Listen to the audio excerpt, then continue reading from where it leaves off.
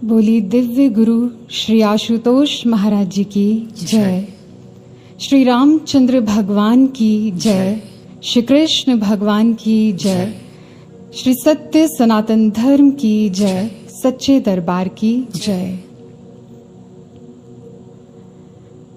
हिंदी काव्य के इतिहास में एक सुप्रसिद्ध कवि हुए हैं डॉक्टर शिवमंगल सिंह सुमन। अपनी एक कविता में वो लिखते हैं, जीवन अपूर्ण लिए हुए पाता कभी खोता कभी, आशा निराशा से घिरा हंसता कभी रोता कभी, गति मति न हो अवरुद्ध इसका ध्यान आठों याम है, चलना हमारा काम है, चलना हमारा काम है। इस विशद विश्व प्रहार में किसको नहीं बहना पड़ा, सुख दुख हमारी ही तरह किसको नहीं सहना पड़ा, फिर व्यर्थ क्यों कहता फिरूं मुझ पर विधाता वाम है, चलना हमारा काम है, चलना हमारा काम है। गुरु भाइयों और बहनों, ये बात बिल्कुल सटीक है कि हम सबके जीवन में कोई ना कोई अपूर्णता है। सुख दुख, लाभ हानि, खोना पाना हम सबके जीवन का अभिन्न अंग है। फिर हम क्यों विषम परिस्थितियों में हताशा और निराशा में घिरकर अपने जीवन की गति और मति को अवरुद्ध कर दें? फिर हम क्यों इन सब कुछ के लिए ईश्वर पर व्यर्थ दोषारोपण करें? क्योंकि दोष तो इसमें ईश्वर का भी नहीं है, तो फिर किसका है? हमारे जीवन के सुख दुख, बाधाओं के लिए, व्याधियों के लिए कौन जिम्मेदार है? कौन है जो इसके पीछे कारण बनकर खड़ा है? आइए इसको जानते हैं। एक बार एक कंपनी के एम्प्लॉइज जब अपने ऑफिस पहुंचे तो उन्होंने अपने सामने दरवाजे पर लगे एक नोट को पढ़ा। उस नोट पर बड़े बड़े अक्षरों में लिखा था कि जो व्यक्ति आज तक आपके और आपकी कंपनी की उन्नति के मार्ग में बाधा बनता आ रहा था, उनका देहांत हो गया है। He has passed away and you all are invited to join his funeral. सभी को उस व्यक्ति की अंत्येष्टि में एकत्रित होना था। अपने सहकर्मी की मृत्यु का समाचार पाकर वो सभी थोड़ा दुखी तो हुए, लेकिन सभी के मन में एक और भाव ने जन्म लिया। सबने सोचा कि चलो ये तो ठीक ही हुआ कि अब वह व्यक्ति नहीं रहा, क्योंकि उसके रहते न जाने कब से हमारे विकास में बाधा उत्पन्न हो रही थी। लेकिन साथ ही सभी लोग ये भी जानने के लिए बहुत एक्साइटेड थे कि आखिर वह व्यक्ति था कौन। इसलिए सभी बड़ी जल्दी ही उस स्थान पर एकत्रित हो गए। वहां उन्होंने देखा कि एक कॉफिन रखा है, एक ताबूत रखा है। सभी अधीर हो रहे थे कि देखें उस ताबूत में कौन लेटा है, कौन व्यक्ति है जो आज तक उनके जीवन में, उनके विकास के मार्ग में बाधा बनता आ रहा था। इसलिए एक एक करके सभी को ताबूत में लेटे उस व्यक्ति को देखने का मौका मिला। लेकिन जैसे ही एक एक करके सबने कॉफिन के अंदर झांक कर देखा तो सभी दंग रह गए, अवाक रह गए। ऐसा लगा मानो किसी ने उनकी आत्मा को जोर से झकझोर दिया हो, क्योंकि जिसको उन्होंने उस ताबूत में लेटे देखा उसकी तो वे कभी कल्पना ही नहीं कर सकते थे। जानते हैं वे व्यक्ति कौन था? आप भी सुनकर हैरान हो जाएंगे। जब उन्होंने ताबूत में झांका तो उन्होंने किसी और को नहीं बल्कि अपना ही चेहरा देखा। कैसे? क्योंकि उस कॉफिन में कोई व्यक्ति नहीं लेटा था, बल्कि उसके स्थान पर एक आईना, एक दर्पण लगाया गया था। इसलिए जब सभी ने उसके अंदर झांक कर देखा तो सबको अपना ही प्रतिबिंब दिखाई दिया, और उस दर्पण के साथ एक संदेश लिखा था।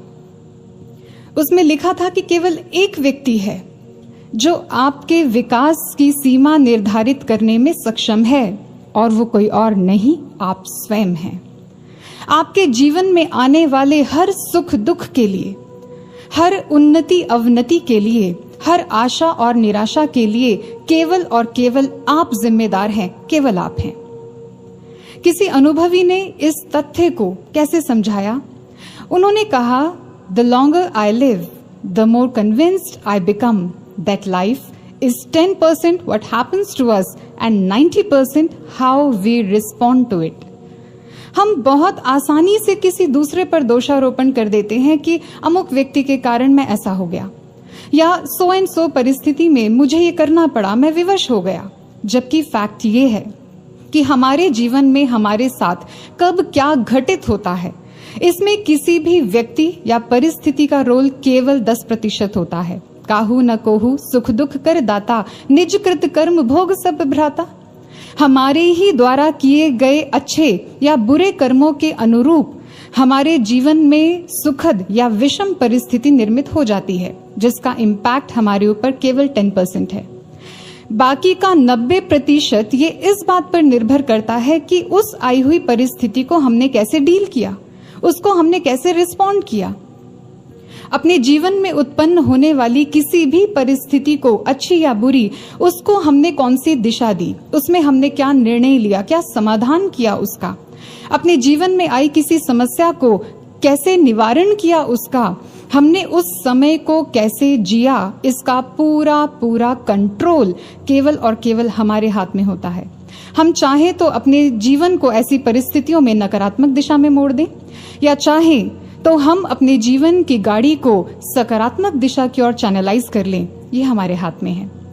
इसलिए आइए हम महापुरुषों के द्वारा दिए गए एक ऐसे अचूक सूत्र को श्रवण करते हैं, जो हमें ये सिखाएगा कि हमारे जीवन का ये भाग, जो हमारे एक्शंस, रिएक्शंस और डिसीजंस का परिणाम है, उसको कैसे जिया जाए, उसको कैसे डील किया जाए।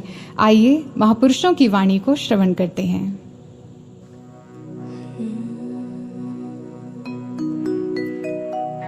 कोटि विघ्न संकट विकट,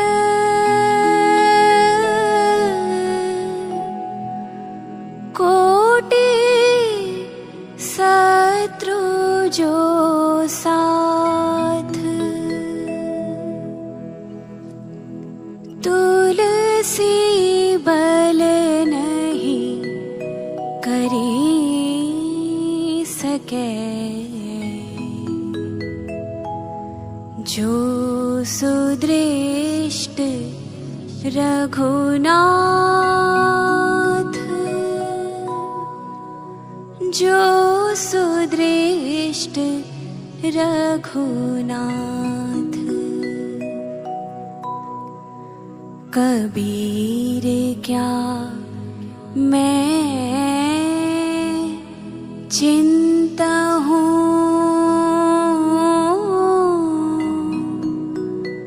मम चिंते क्या हो, मेरी चिंता हरि करे, चिंता मोहे न कोई,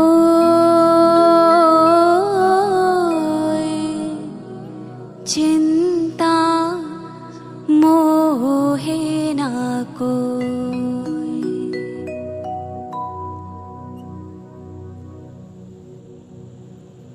गोस्वामी तुलसीदास जी और कबीर दास जी की वाणी को हमने अभी श्रवण किया। तुलसीदास जी कहते हैं, कोटि विघ्न संकट विकट, कोटि शत्रु जो साथ। चाहे मेरे मार्ग में करोड़ों विघ्न आ जाएं, करोड़ों विपत्तियां आ जाएं, कितने ही संकट, कितनी ही विषम परिस्थितियां मेरे सामने क्यों ना आ जाएं, चाहे करोड़ों शत्रु मेरा मार्ग रोककर मेरे सामने खड़े हो जाएं, मेरे मार्ग को, मेरी उन्नति को अवरुद्ध कर दें, फिर भी मुझे चिंता नहीं है। मैं चिंता नहीं करता।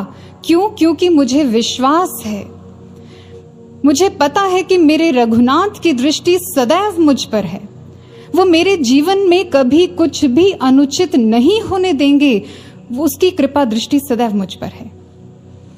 कबीर दास जी कहते हैं, मेरे जीवन में तो चिंता का कोई कारण ही नहीं है, क्योंकि मेरी चिंता तो हरि कर रहे हैं, और जब हरि मेरी चिंता कर रहे हैं तो मैं चिंता क्यों करूं। कितना सुंदर सूत्र है ये, कितना सटीक और अचूक सूत्र है हम सब के लिए। ऐसा नहीं है कि उनके जीवन में कभी बाधाएं नहीं आई, ऐसा नहीं है कि उन्होंने कभी विषम परिस्थितियों का सामना नहीं किया, लेकिन ईश्वर के चरणों में दृढ़ता इतनी, विश्वास इतना कि चिंता नहीं की, इसलिए उन्होंने यही सूत्र सबको दिया, समझाया, ऐसी परिस्थिति जब भी जीवन में आए तो चिंता को नहीं, ईश्वर में अपनी श्रद्धा को बढ़ाएं, ईश्वर में अपने विश्वास को बढ़ाएं। वो कभी आपके साथ कुछ भी अनुचित नहीं होने देगा। एक बार एक दार्शनिक अपने जीवन की एक घटना साझा करते हैं। वो बताते हैं कि एक बार अपनी किसी यात्रा के दौरान वो एक व्यक्ति से मिले। वो व्यक्ति सड़क के किनारे अपने किसी काम में बड़ा तल्लीन था, लेकिन उस व्यक्ति ने उस दार्शनिक का ध्यान अपनी ओर खींच लिया और इसीलिए वो दार्शनिक कुछ देर वहीं खड़े होकर उस व्यक्ति को देखते रहे।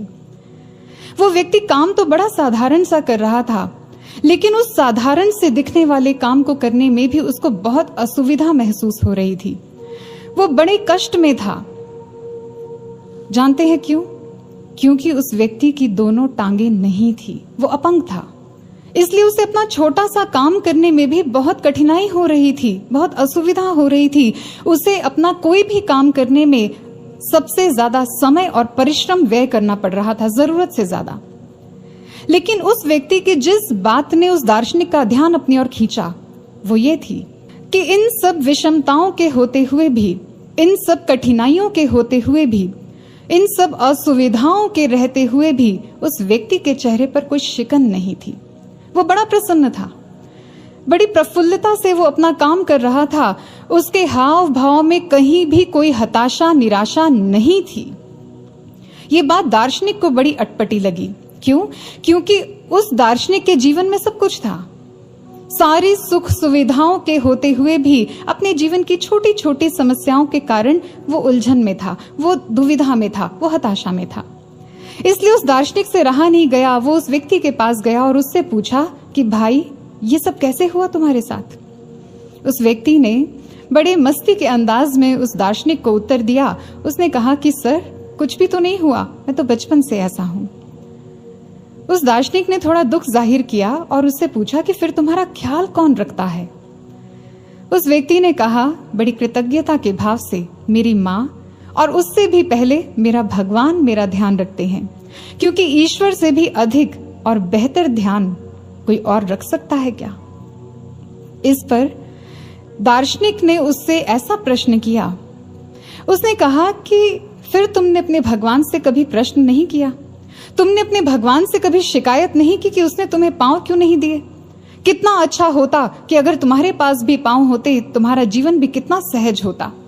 क्या तुमने नहीं पूछा कभी? उस व्यक्ति ने दार्शनिक के इस प्रश्न का उत्तर एक प्रश्न से दिया। उसने पूछा कि सर, क्या आपको कभी कमी महसूस नहीं होती कि आपके पास पंख नहीं है? कितना अच्छा होता अगर आपके पास भी पंख होते, आप भी पक्षियों की तरह पंख लगाकर उड़ते। एक स्थान से दूसरे स्थान पर जाने में आपको कोई असुविधा नहीं होती। आपको अपनी यात्राओं के लिए घंटों प्लेन के इंतजार में नहीं खड़े होना पड़ता। क्यों सर? नहीं होती ना कोई कमी महसूस, कोई असुविधा महसूस नहीं होती? ठीक इसी तरह मुझे भी इन असुविधाओं के रहते हुए भी कोई असुविधा महसूस नहीं होती, क्योंकि मैं जानता हूं कि मेरे ईश्वर ने मुझे जो कुछ भी दिया है वो मेरे लिए सर्वोत्तम है, और आगे भी वो जो कुछ देगा वो मेरे लिए सर्वश्रेष्ठ होगा, कल्याणकारी होगा, ये मैं जानता हूं। गुरु भाइयों और बहनों, ऐसा नहीं है कि उस व्यक्ति के ऐसा कहने से उसके जीवन की समस्याएं खत्म हो गई या उसकी प्रॉब्लम्स थी ही नहीं, ऐसा नहीं है। लेकिन उसके देखने का नजरिया बदल गया, और दृष्टिकोण के बदलते ही उसके भीतर उत्साह ने जन्म लिया, उसके भीतर प्रसन्नता ने जन्म लिया, पॉजिटिविटी का संचार हुआ और उसका जीवन बदल गया। इसलिए किसी ने बहुत सुंदर ये बात समझाई है। उन्होंने कहा, in trouble to be troubled is to have your trouble doubled. अगर आप अपने जीवन में आई किसी समस्या को लेकर व्यथित हैं, चिंतित हैं, विचलित हैं, अधीर हैं, तो सावधान हो जाइए, क्योंकि ऐसा करके आप अपने जीवन की समस्याओं को कम नहीं कर रहे, उसे खत्म नहीं कर रहे, बल्कि और बढ़ा रहे हैं, उसे डबल कर रहे हैं। चिंता चिता समा प्रोक्ता बिंदु मात्रंग विशेषता, सजीवम दहते चिंता निर्जीवं दहते चिता। हमारे शास्त्रों में महापुरुषों ने हमें समझाया है। उन्होंने कहा कि चिंता और चिता में कोई अंतर नहीं होता, कोई भेद नहीं है। हाँ, एक फर्क है केवल बिंदु का फर्क है, इसके अतिरिक्त कोई भेद नहीं है, दोनों का कार्य भी एक ही है। लेकिन जहां चिता एक मनुष्य को मृत्यु के उपरांत भस्म करती है, वहीं चिंता उसे जीते जी मार डालती है, उसे जीते जी जला देती है, उसकी सारी पॉजिटिविटी, उसकी क्रिएटिविटी को खत्म कर देती है, उसकी ऊर्जा, उसके उत्साह, उसकी प्रसन्नता, सब कुछ को नष्ट कर देती है, उसकी सूझबूझ, उसके विवेक को खत्म कर देती है। यह है चिंता। इसलिए आपको अपने जीवन में कभी भी ऐसा लगे कि अब आप अपने जीवन की समस्याओं के पहाड़ की ऐसी चोटी पर खड़े हैं जहां से अब एक कदम भी आगे बढ़ाना असंभव है, अब आप एक कदम भी यदि आगे बढ़ाएंगे तो गिर जाएंगे, टूट जाएंगे, बिखर जाएंगे, ऐसे में भी आप चिंता नहीं करें, आप घबराइए नहीं, आप ईश्वर पर विश्वास रखिए, वो आपको गिरने नहीं देगा। और यदि आप गिरने भी लगे हैं तो आप हौसला रखिए, वो आपको थाम लेगा।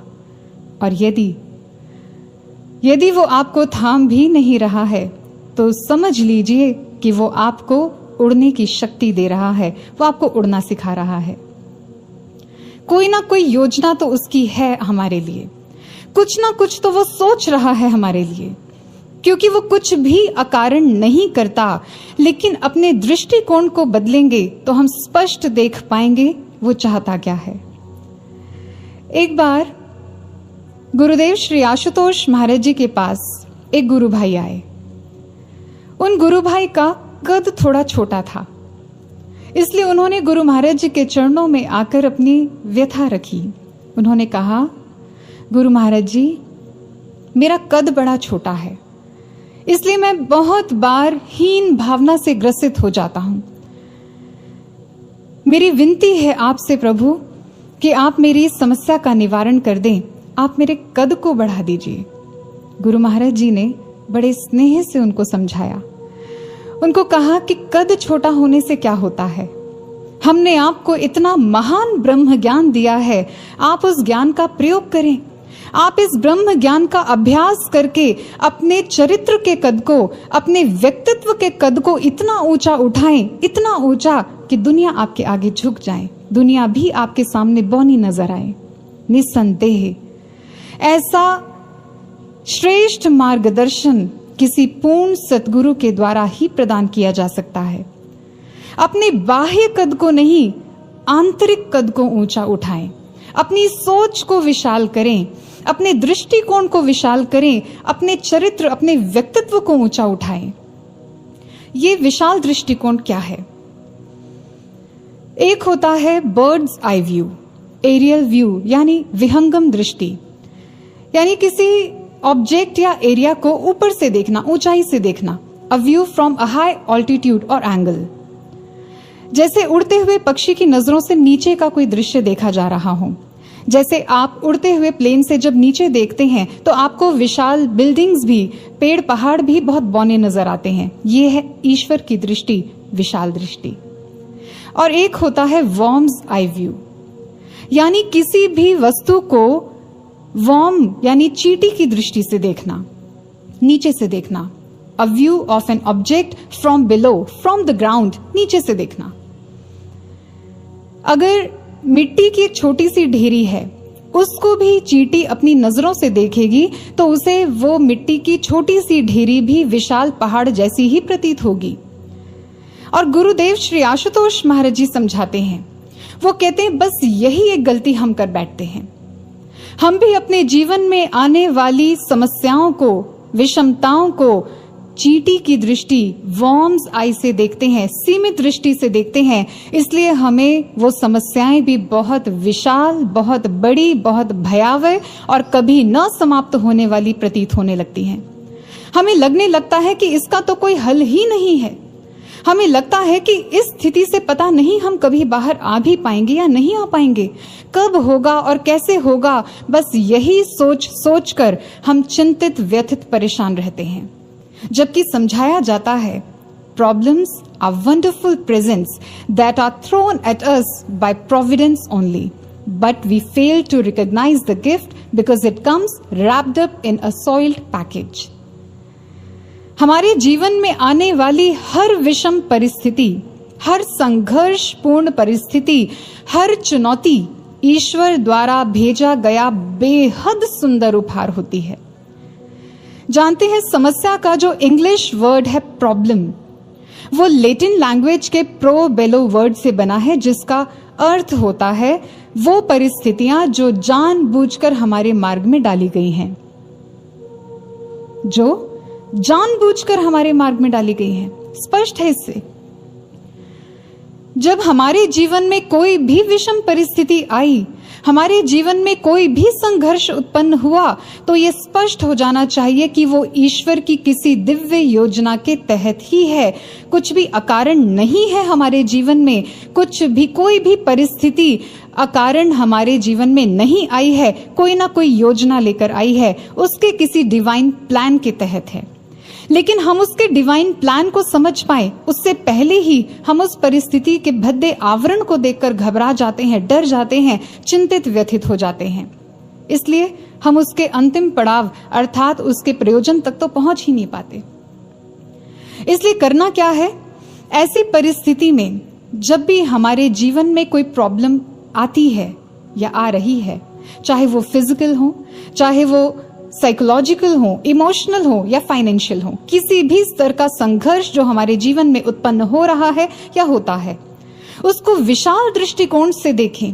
फिर हम स्पष्ट रूप से समझ पाएंगे कि ईश्वर इन परिस्थितियों में रखकर, इन चुनौतियों का सामना करवाकर, इन संघर्षों को देकर आपके कौन से गुण को निखारना चाहता है, आपको क्या बना देना चाहता है, आपको क्या सिखाना चाहता है, ये स्पष्ट हो जाएगा। आइए इसको हम मरकरी के जीवन से समझते हैं। मरकरी, जिसे पारद भी कहा जाता है, आयुर्वेद की एक स्पेशलाइज्ड ब्रांच है, रस शास्त्र। ये शास्त्र मेनली मरकरी को डेडिकेटेड है, क्योंकि इस शास्त्र में मरकरी की अशुद्धियों, उसकी योग्यताओं, उसकी क्षमताओं, उसके लाभ और उसकी शुद्धिकरण की प्रक्रिया का संपूर्ण ज्ञान और विज्ञान है। और जो फिजिशियंस मरकरी के फॉर्मुलेशन यानी उसके शुद्धिकरण की प्रक्रिया पर काम करते हैं, उन्हें रस वैद्य या रसविद कहा जाता है। ये शुद्धिकरण की प्रक्रिया मरकरी के लिए आसान नहीं होती है।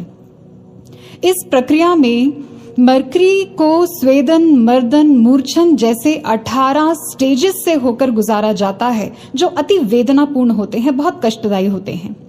ऐसा इसलिए क्योंकि इस प्रक्रिया से गुजरने के बाद ही मरकरी का एक अद्भुत रूप प्रकट होता है।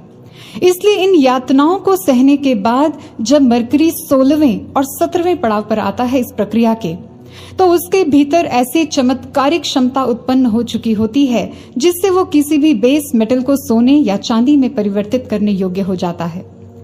और इस प्रक्रिया के 18वें यानी अंतिम पड़ाव पर पहुंचकर तो मरकरी ऐसे अद्भुत क्षमता के साथ प्रकट होता है, वो अमृत तुल्य हो जाता है। जो पदार्थ इस प्रक्रिया के प्रथम चरण में जीवन हर लेने वाला विष था, वो ही इन यातनाओं को सहने के बाद, इस सफर के बाद जीवनदायक अमृत बन जाता है। उसे दवा के रूप में प्रयोग किया जाता है। जी हां, दवा के रूप में प्रयोग किया जाता है। और लोगों को रोगों के दलदल से बाहर निकाल लेने की इसी योग्यता के कारण ही उसे पारद का नाम दिया गया है। मरकरी की इस ट्रांसफॉर्मेशन की जर्नी को ही कहा गया है a poison that turned nectar, ऐसा विष जो अमृत बन गया। क्या लगता है आपको, मरकरी को इतने टॉर्चरस प्रोसेस से गुजारने का क्या प्रयोजन रहा होगा? उसके पीछे क्या मकसद है? उद्देश्य स्पष्ट है। मरकरी की सारी अशुद्धियों को समाप्त कर, मरकरी को मल रहित करके, उसके संपूर्ण अस्तित्व को मिटाकर उसको पूरी तरह से बदल देना, उसके सारे टॉक्सिन्स को निकालकर, उसकी अशुद्धियों, दोषों को समाप्त कर उसे नया जीवन प्रदान करना, उसे अमृत तुल्य बना देना उद्देश्य है ये। तो आप सोच के देखिए कि जब मरकरी जैसे पदार्थ के जीवन में संघर्षों का, कष्टों का इतना महत्व है, तो क्या हमारे जीवन में संघर्षों का कोई मूल्य नहीं है? तो क्या हमारे जीवन में इन संकटों का, इन कष्टों का कोई महत्व नहीं है, कोई प्रयोजन नहीं होगा क्या? बेशक है। प्रयोजन भी है, महत्व भी है और बहुत महान और दिव्य है। स्मरण कीजिए गुरुदेव श्री आशुतोष महाराज जी के वचनों को, जिनमें उन्होंने स्पष्ट समझाया है, बताया है, जो कुछ हुआ वह जो होगा है योजना प्रभु की, उज्जवल भविष्य की है संकल्पना प्रभु की। एक जगह कहा, अभिलाषा गुरु की हम भी चमके गगन के तारों से, झलके अब व्यक्तित्व हमारा उत्तम श्रेष्ठ विचारों से। तो एक जगह कहा, हो संतान मेरी साधारण नहीं हो, आए इस धरा पर अकारण नहीं हो। कुछ भी अकारण नहीं है हमारे जीवन में, हर एक कार्य उसके किसी दिव्य योजना के तहत है, उसके किसी डिवाइन प्लान के तहत हो रहा है। हमारे जीवन को उत्कृष्ट बनाने की योजना, हमें उज्जवल भविष्य देने की योजना, हमें हमारे व्यक्तित्व को सुंदर बनाने की योजना, हमारे व्यक्तित्व के सारे दोषों को दूर कर, सारी अशुद्धियों को मिटाकर हमें सुंदर पावन उत्तम चरित्र देने की योजना है। धृति, क्षमा, दमोस्तयम, शौचम, इंद्रिय निग्रह, इन सभी गुणों से वो हमें सुसज्जित करना चाहते हैं। इसलिए कितनी ही परिस्थितियों में गुरु महाराज जी हमें धैर्य धारण करना सिखाते हैं, कितनी ही परिस्थितियों में वो हमें दया करना सिखाते हैं, कभी हमें संतोष और संयम जैसे उत्तम गुणों को धारण करना सिखाते हैं, तो कभी हमें विशाल क्षमावान हृदय रखना सिखाते हैं। आप जानते हैं कि जितनी कठिन ये प्रक्रिया मरकरी के लिए होती है, उतनी ही कष्टप्रद उसे विष से अमृत बनाने वाले रस वैद्यों के लिए होती है। क्योंकि रस वैद्य अपना सारा समय, अपनी सारी ऊर्जा, अपनी सारी क्षमता, अपना सारा ज्ञान मरकरी का जीवन बदलने के लिए समर्पित कर देते हैं। कुछ ग्राम्स मरकरी के फॉर्मुलेशन के लिए भी कई महीनों का समय लग जाता है, लेकिन इस पूरे अंतराल में, इस पूरे पीरियड में रस वैद्य धैर्य धारण करके हर पल उसमें आने वाले बदलावों और उसकी आवश्यकताओं के प्रति सजग रहते हैं। गुरु महाराज जी के चिंतन और उनके समर्पण की ओर जरा ध्यान दें। अब क्या गुरु महाराज जी का समर्पण भी इसी तरह, या ये कहें क्या इससे भी कई गुना अधिक नहीं है हमारे लिए? रस वैद्य जब मरकरी जैसे पदार्थ के लिए इतने समर्पित हो सकते हैं, तो हम तो मानव हैं। मानव के चंचल हृदय पर काम करना, उसके चंचल मन पर काम करना, मानव का निर्माण करना, उसे मानव से महामानव बनाना, ये तो सबसे दुष्कर कार्य है, सबसे कठिन कष्टप्रद कार्य है। लेकिन हमारे गुरु महाराज जी अपने सारे सुखों को तिलांजलि देकर केवल और केवल हमारे व्यक्तित्व के निर्माण के लिए अपना सब कुछ झोंक देते हैं। हमें सुंदर उत्तम चरित्र प्रदान करने के लिए अपना सारा जीवन समर्पित कर दिया उन्होंने, केवल इसलिए कि हमें सुंदर चरित्र मिल सके, केवल इसलिए कि हम अपने जीवन के, अपने व्यक्तित्व की अशुद्धियों को समाप्त कर सके, अपने जीवन के उच्चतम लक्ष्य को प्राप्त कर सके, अपने जीवन को महान बना सके और लोगों को समाज की, संसार की, दुखों की, विषयों की दलदल से बाहर निकालने योग्य हम बन जाएं, केवल इसके लिए। और इसके लिए गुरु महाराज जी पल पल समर्पित हैं, पल पल कटिबद्ध हैं, पल पल संकल्पबद्ध हैं। और ऐसा नहीं है कि गुरु महाराज जी हमारे जीवन में आने वाली किसी भी परिस्थिति के प्रति बेखबर हैं। हमारे जीवन में आने वाले प्रत्येक बदलाव के प्रति वो पूर्ण सजग हैं, उन्हें हर पल की खबर है। इसलिए हम किसी भी परिस्थिति में, वो चाहे बदलाव हमारे बाह्य स्तर पर हो, चाहे मानसिक स्तर पर हो या आत्मिक स्तर पर हो, हर स्तर के बदलावों के प्रति गुरु महाराज जी की पैनी दृष्टि है। उनके चिंतन का तार सदैव अपने शिष्यों के साथ जुड़ा रहता है। इसलिए कभी भी किसी भी परिस्थिति में हम अकेले नहीं हैं। हम सदैव गुरु महाराज जी को अपने साथ खड़ा पाते हैं, उनकी कृपा दृष्टि सदैव अपने ऊपर पाते हैं। हम कभी अकेले कैसे हो सकते हैं?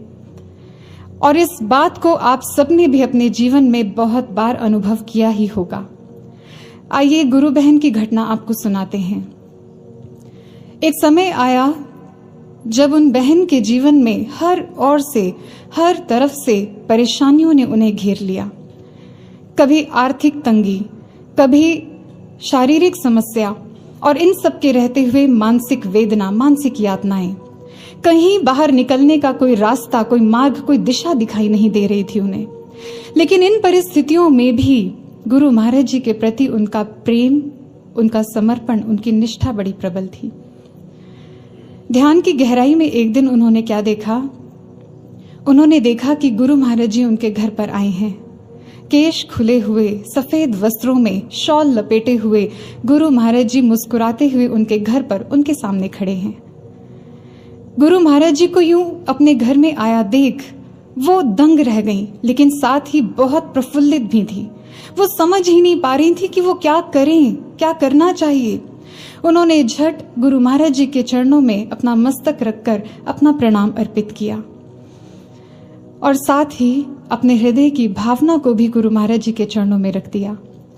उन्होंने ये नहीं कहा कि महाराज जी मैं बहुत समय से संकटों से घिरी हूं, मुझे बाहर निकाल लो। उन्होंने ये भी नहीं कहा कि महाराज जी मेरे जीवन में बहुत दुख हैं, आप मेरे दुखों को दूर कर दीजिए। ऐसा कुछ भी नहीं मांगा, ऐसा कुछ नहीं कहा। बल्कि उन्होंने कहा कि हे गुरु महाराज जी, आप यूं ही सदा सदा अपने चरणों से हमें जोड़ के रखना, इनसे कभी अलग मत होने देना, इनसे कभी दूर मत होने देना। और जानते हैं, भक्त की इस भावना को, इस प्रार्थना को सुनकर हमारे करुणा वत्सल गुरुदेव ने क्या किया? उन्होंने भी उनकी पीठ को थपथपाकर प्रसन्नता से आशीर्वाद दे दिया और बोले, ऐसा ही होगा। और अब जब वो गुरु बहन महाराज जी को प्रणाम करने के बाद खड़ी हुई तो एक टक महाराज जी को निहारती रही। वो ये भूल ही गई कि गुरु महाराज जी कब से खड़े हैं, उन्हें बैठने के लिए कोई स्थान देना चाहिए। इसलिए गुरु महाराज जी स्वयं ही उस कमरे में लगे बिस्तर को व्यवस्थित करने लगे, अपने बैठने का स्थान बनाने लगे। जब उन्होंने ये देखा तो उन्हें लगा कि ये क्या हुआ, महाराज जी ये क्या कर रहे हैं, ये तो मुझे करना चाहिए। इसलिए वो तुरंत आगे बढ़कर उस बिस्तर पर बिछी चादर को व्यवस्थित करने लगी। लेकिन अचानक उनकी दृष्टि गई उस कमरे की दीवारों पर, आसपास बिखरे सामान पर, जो बहुत दयनीय अवस्था में था। उन सबको देखकर उनके मन में एक भाव जागा और उन्होंने हाथ जोड़कर नम आंखों से गुरु महाराज जी से प्रार्थना की। उन्होंने कहा, महाराज जी आप यहाँ मत रहिए, ये घर आपके योग्य नहीं है, यहाँ तो आपकी सेवा भी ठीक से नहीं हो पाएगी, आप यहाँ से चले जाइए। आप किसी संपन्न प्रेमी भक्त के घर जाकर रह लीजिए, जहाँ आपको सुख सुविधाएं प्राप्त हो सके। आप नूर महल चले जाइए, आप दिव्य धाम चले जाइए, लेकिन महाराज जी यहाँ मत रहिए, यहाँ आपको बहुत कष्ट होगा। हमारे करुणा वत्सल गुरुदेव अपने भक्त की पीड़ा को देखकर अपने निजी सुखों का कहाँ ध्यान रखते हैं। इसलिए उन्होंने क्या कहा? उन्होंने कहा, मैं क्यों चला जाऊं यहाँ से, तुझे इन दुखों और तकलीफों में अकेला छोड़कर मैं कैसे चला जाऊं, मैं तो यहीं रहूंगा हर पल तुम्हारे साथ। गुरु भाइयों और बहनों, इस घटना को सुनकर आपको भी वो सारे क्षण, वो सारे पल अपने जीवन के याद आ गए होंगे, जिनमें आपने भी गुरु महाराज जी को ठीक इसी तरह अपने संकट की घड़ी में अपने साथ खड़ा पाया है। याद करो उन दुख के पलों को जिनसे गुरु ने निकाला है, दृढ़ता इससे और बढ़ेगी, संशय को दूर भगाना है। अपने जीवन के पन्नों को पलट कर देखिए, आपको अपने जीवन के वो सारे क्षण याद आएंगे। आप देखेंगे हर पन्ने पर गुरु महाराज जी की कृपा ही है। जब जब भी किसी ने आपका साथ छोड़ा है, केवल मात्र गुरु महाराज जी थे आपके साथ, जिन्होंने अंतिम श्वास तक आपका साथ निभाया है। आप देख पाएंगे स्पष्ट रूप से कि जो कार्य कोई और नहीं कर पाया, उसको गुरु महाराज जी ने सहज ही आपके लिए कर दिया है। और ऐसा नहीं है कि ये संकट, ये दुख हमारे जीवन में पहली बार आए। पहले भी बहुत बार दुखों की घड़ियां आई हैं, पहले भी बहुत बार संकटों ने आकर हमें घेरा है, लेकिन हर बार गुरु महाराज जी ने ही तो हमें बाहर निकाला है। जब जब भी हमारे कर्मों की धूप ने हमें झुलसाया है, हर बार गुरु महाराज जी ने ही तो हमें अपनी शीतल छांव में रखकर सहलाया है। फिर हम क्यों भूल जाते हैं? जब वैसी ही कोई स्थिति आज फिर निर्मित होती है हमारे जीवन में, जब वैसा ही कोई दुख हमारे जीवन में फिर आता है, हम क्यों भूल जाते हैं कि जैसे पहले गुरु महाराज जी ने हमें बाहर निकाला वो आज भी निकालेंगे। जैसे पहले महाराज जी ने कभी हमें नहीं अकेला छोड़ा, वो आज भी साथ नहीं छोड़ेंगे। हम क्यों भूलते हैं इस बात को, ये जानते हुए कि गुरु महाराज जी सदा सदा हमारे साथ हैं। फिर हम क्यों घबरा जाते हैं, क्यों हम बेचैन हो जाते हैं, क्यों शोकाकुल हो जाते हैं। ऐसा जानते हैं क्यों होता है? ऐसा इसलिए होता है क्योंकि एक साधन है जो हमें नकारात्मकता की खाइयों से बाहर निकालकर सकारात्मकता की ऊंचाइयों पर ले जाना जानता है, हमें वहां स्थित कर देता है। एक विज्ञान है जो हमें किसी भी परिस्थिति को संकीर्ण सीमित दृष्टि से देखने की बजाय विशाल दृष्टि से देखना सिखाता है। लेकिन या तो हमें वो साधन ही प्राप्त नहीं हुआ है या फिर उसका उपयोग हम ठीक से नहीं कर रहे हैं, उसका अभ्यास नहीं कर रहे हैं। ये साधन, ये विज्ञान है ब्रह्म ज्ञान, और इसका अभ्यास है इसकी ध्यान साधना आदि नाम का सुमिरन, इसका अभ्यास। या तो हमें ब्रह्म ज्ञान ही प्राप्त नहीं हुआ है, इसीलिए हम बार बार ऐसी परिस्थितियां निर्मित होने पर शोकाकुल हो जाते हैं, चिंतित हो जाते हैं। या दूसरा पक्ष ये कहता है कि या हम इसका अभ्यास ही ठीक से नहीं कर रहे, अगर ब्रह्म ज्ञान प्राप्त भी है तो। क्योंकि इसी नाम सुमिरन के अभ्यास की कमी के कारण ही बार बार ऐसा होता है हमारे साथ कि हम अपने जीवन के कंट्रोल को, जो 90% हमारे हाथ में है, हम उसको ना चाहते हुए भी नकारात्मकता की दिशा में मोड़ बैठते हैं, वहां चैनलाइज कर बैठते हैं। इसलिए आइए हम संत सहजो बाई जी की वाणी को श्रवण करते हैं, जिसमें उन्होंने बहुत सुंदर तरीके से हमें ये समझाया है कि कैसे इस नाम सुमिरन का अभ्यास करें। ये अभ्यास किस कोटि का होना चाहिए जिससे हम किसी भी परिस्थिति में हताश निराश ना हो पाएं। आइए श्रवण करते हैं। जागत में सुमिरन करे, सोवत में लोला, सहजो एक रस ही रहे, तार टूटे नहीं जाए, तार टूटे नहीं जाए। बैठे लेटे चालते, खान पान व्यवहार, जहाँ तहाँ सुमिरन करे, सहजो ही निहार,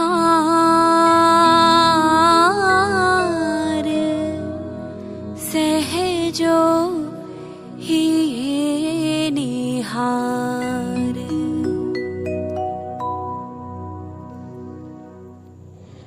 संत सहजो बाई जी कह रही हैं, उठते बैठते, खाते पीते, सोते जागते आप हर वक्त ईश्वर के आदि नाम का सुमिरन करें। आप अपने जीवन के सभी कार्य व्यवहारों में, हर आती जाती श्वास में ईश्वर के सुमिरन का, ईश्वर के नाम का अभ्यास करें। लेकिन हम उठते बैठते, खाते पीते, सोते जागते सांस तो ले रहे हैं दिन रात अनवरत, लेकिन जब तक हम इन सांसों को सुमिरन में तब्दील नहीं कर पाए, तब तक इन सांसों के चलने से हम कोई विशेष उपलब्धि प्राप्त नहीं कर पा रहे, हमें कोई विशेष लाभ प्राप्त नहीं हो रहा इन सांसों के चलने से। ये ठीक ऐसे है जैसे आप अपनी गाड़ी को किसी जगह पर पार्क कर दें, लेकिन उसका इंजन ऑफ नहीं करें, उसे ऑन ही छोड़ दें। ऐसे में ऐसे में इंजन तो ऑन है, फ्यूल का कंजम्पशन भी हो रहा है, वो भी लगातार धीरे धीरे घट रहा है, खर्च हो रहा है, लेकिन आपकी गाड़ी अपना प्रयोजन सिद्ध नहीं कर पा रही है, वो कहीं पहुंच नहीं पा रही। ठीक इसी तरह दिन रात हमारी सांसें तो चल रही हैं, अनवरत निरंतर दिन रात, लेकिन ये जो बार बार पल प्रतिपल घट रही हैं, हमारे खाते में से इनकी गिनती कम भी होती जा रही है, लेकिन क्या फायदा, ये अपना प्रयोजन सिद्ध नहीं कर पा रही हैं। इसलिए सांस लेने में और सुमिरन करने में क्या अंतर है, इसको समझते हैं। क्यों? क्योंकि समय रहते हमें इन श्वासों को सुमिरन में परिवर्तित करना ही होगा, क्योंकि कोई नहीं जानता कि किसके खाते में कितनी सांसें शेष हैं। आइए समझते हैं इनके अंदर अंतर क्या है।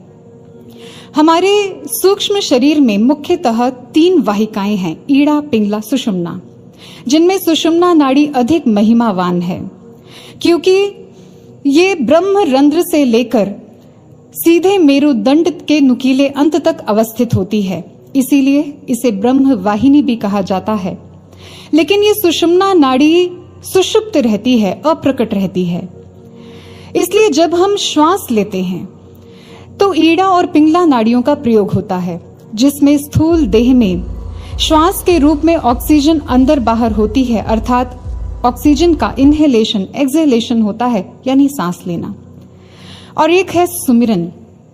जब कोई पूर्ण तत्ववेता सद्गुरु हमें ब्रह्म ज्ञान में दीक्षित करते हैं तो अपनी कृपा से उसी समय हमारे मेरुदंड में अवस्थित इस सुषुम्ना नाड़ी को जागृत कर देते हैं और हमारे प्राणों में बसे ईश्वर के आदि नाम को, अव्यक्त नाम को, जिसे प्राइमोडियल वाइब्रेशन कहा जाता है, उस सूक्ष्म आदि स्पंदन को प्रकट कर सुषुम्ना नाड़ी में प्रवेश करा देते हैं। अब आरंभ होता है सुमिरन। और अब सुषुम्ना नाड़ी एक साधक के मन को उसके मेरुदंड के नुकीले अंत से लेकर उसे ब्रह्म रंध्र तक की यात्रा कराती है, यानी उसके मन को मूलाधार चक्र से उठाकर उसे ब्रह्म रंध्र अर्थात ब्रह्म तत्व तक की यात्रा कराती है, वहां स्थित कर देती है।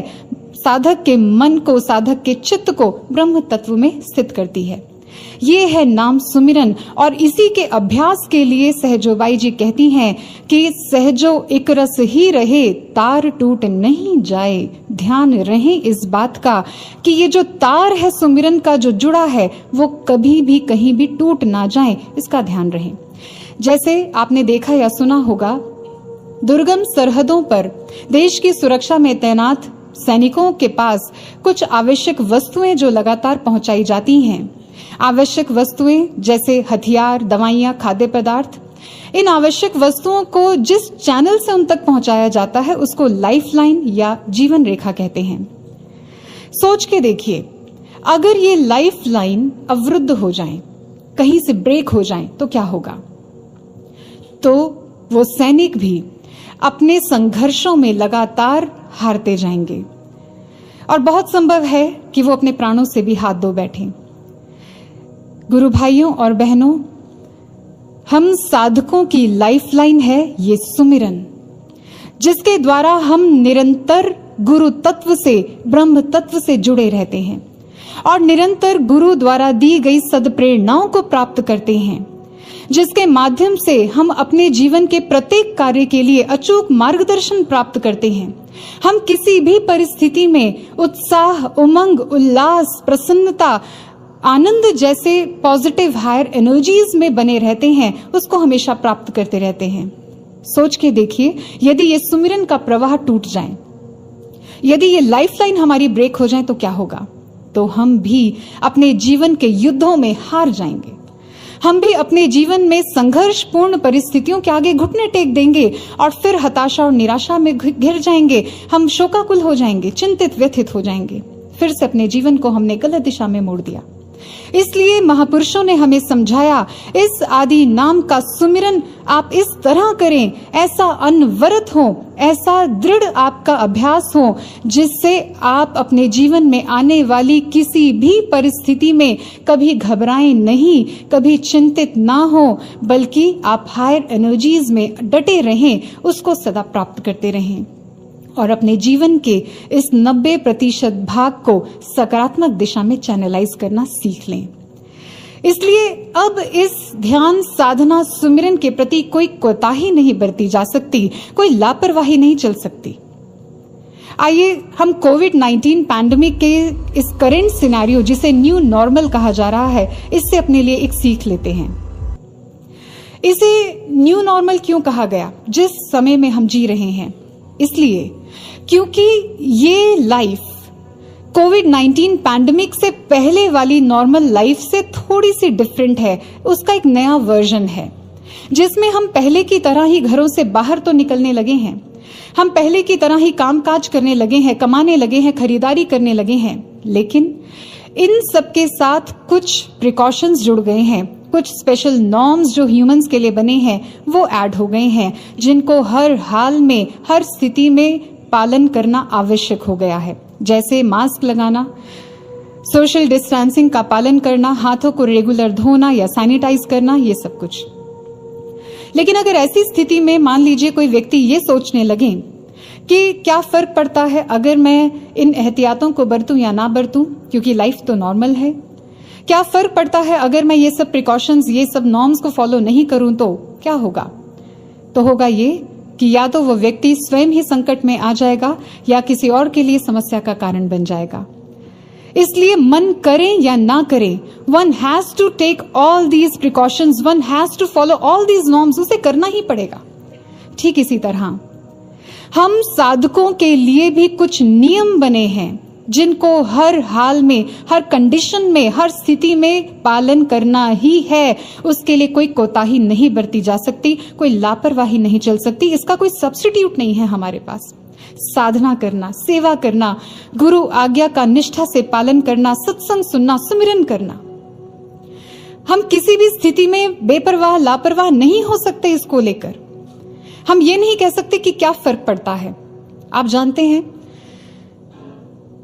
एक व्यक्ति के जीवन के सबसे इंपॉर्टेंट कामों के प्रति, जिसके लिए उसकी सारी श्रद्धा लगनी चाहिए, जिसके लिए उसका सारा ज्ञान, सारा श्रम लगना चाहिए, सारा फोकस, सारी एनर्जी लगनी चाहिए, यदि उसी कार्य के प्रति वो व्यक्ति लापरवाह हो जाए, प्रमादी हो जाए, ये सोचकर कि क्या फर्क पड़ता है, उसकी इसी मेंटालिटी को नायग्रा सिंड्रोम का नाम दिया गया है। इस सिंड्रोम को एक व्यक्ति के एग्जाम्पल से समझाया जाता है। इसमें क्या होता है, एक व्यक्ति नाव में बैठा यात्रा कर रहा था। उसने पतवार को भी कस के थाम के रखा था, लगातार चला रहा था और अपनी नाव को अपनी मंजिल की ओर बढ़ा रहा था। कुछ दूर जाने के बाद उसका ध्यान आसपास के प्राकृतिक दृश्यों में उलझ गया। उसका मन उन मनोरम दृश्यों में उलझ गया। वो इतना मंत्रमुग्ध हो गया कि उसने पतवार को चलाना ही छोड़ दिया। अब ना उसे अपनी मंजिल याद थी, ना पतवार को चलाना याद था, बल्कि वो खुश था। उसे लग रहा था कि देखो, ये तो अच्छा ही हुआ कि मैंने पतवार को चलाने की मेहनत छोड़ दी, बेकार ही मेहनत कर रहा था। देखो तो मेरी नाव कितनी आसानी से आगे बढ़ती जा रही है, अपने आप ही चल रही है, क्योंकि हवा की गति के साथ उसकी नाव भी गति पकड़ चुकी थी। लेकिन उसकी नाव किस दिशा में जा रही है, इसकी ओर उसका कोई ध्यान नहीं था। उसकी तंद्रा तब टूटती है जब नायग्रा फॉल्स का शोर उसके कानों में पड़ता है। तब उसे होश आती है, तब उसे रियलाइज होता है कि वो कितनी बड़ी भूल कर चुका है। उसने देखा कि वाटरफॉल्स के साथ उसकी नाव तो गिरने की कगार पर आ गई है। अब वो जल्दी से पतवार को फिर से थामता है, जल्दी जल्दी चलाने की कोशिश करता है कि मैं अपने जीवन को बचा लूं, अपनी नाव को बचा लूं, लेकिन अब तक बहुत देर हो चुकी होती है। पानी के तेज बहाव के साथ उसकी नाव नीचे गिर चुकी होती है।